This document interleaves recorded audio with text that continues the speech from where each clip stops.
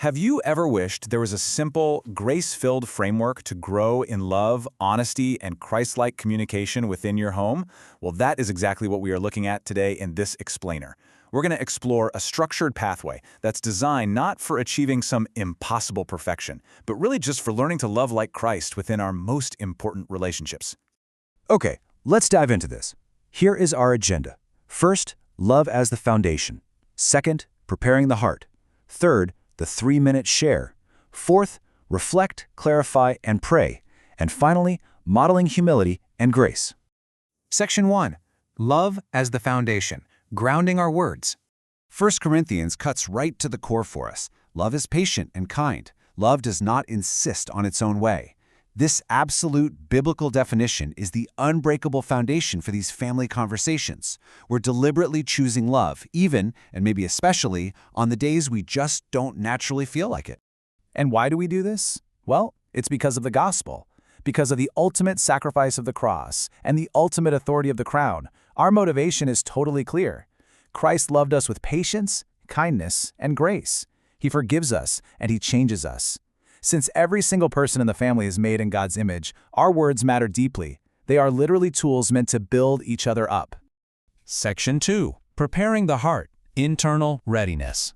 Before stepping into this framework, you've got to stop and ask yourself, what lens am I looking through right now? Seriously, take a moment to internally check. Are you feeling hurt? Are you frustrated? Are you stepping into this conversation simply wanting your own way? Look, your feelings are entirely real, but they do not get to lead the interaction. We want to see through the lens of truth and love, not our immediate emotional reactions. To help clear that lens, we have 4 crucial heart reminders. First, assume the best. We don't know everything someone else is thinking, right? So we must believe the most loving explanation, not the worst one. Second, love covers. Not everything needs to be said. Some things we just let go in grace. Third, remember the gospel. We all make mistakes, but we don't have to be perfect, just honest and willing. And finally, choose to serve. You're not here to win an argument. You're here to love and care for your family. Section 3. The 3-minute share. Starting the dialogue. And this brilliantly illustrates the whole 3-2-1-1 roadmap. 3 minutes to share, 2 minutes to reflect back, 1 minute to clarify, and 1 minute to pray. Notice how incredibly short, structured, and simple each turn is? This keeps the conversation focused and ensures everyone involved gets equal space to be heard. Let's focus heavily on that specific first step, the 3-minute share. Opening with the prompt, "This is how I think God is helping me grow," invites such immediate vulnerability. It sets a trajectory of total honesty for the entire exercise. For 3 uninterrupted minutes, the speaker gets to share their heart without any fear of being interrupted or instantly debated. It's a total game changer. There are other gentle prompts to guide this sharing time too. You might share something that made you thankful or encouraged this week. You might share something you appreciate about the other person or one thing you want help with or prayer for. And parents, this is a beautiful opportunity. You can gently help younger children find the right words to express these profound ideas, guiding them to articulate their feelings without putting words in their mouths. Section 4. Reflect, clarify, and pray. Completing the framework. So the crucial point is understanding the stark difference between how the world communicates and how gospel-centered families communicate. Correcting and teaching versus listening and celebrating effort. During the reflection step, there is absolutely zero correcting. There is no teaching. It is strictly for listening. I know this is often the hardest part for parents, but it is absolutely vital for building trust.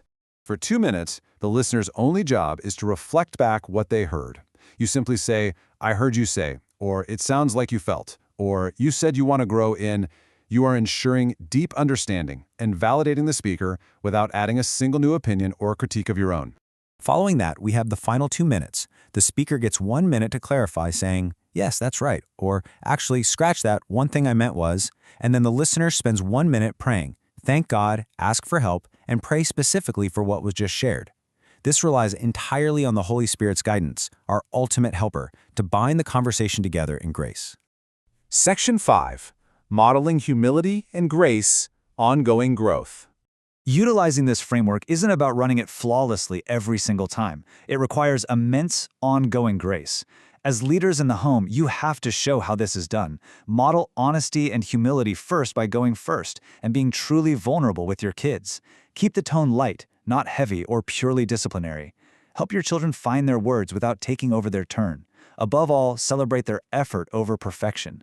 By doing this, we are actively showing our family what Christ is like. We're learning and growing together. So before you step into your next family conversation, consider your ultimate motivation. When someone else is speaking, examine your heart. Are you listening to win, or are you listening to love?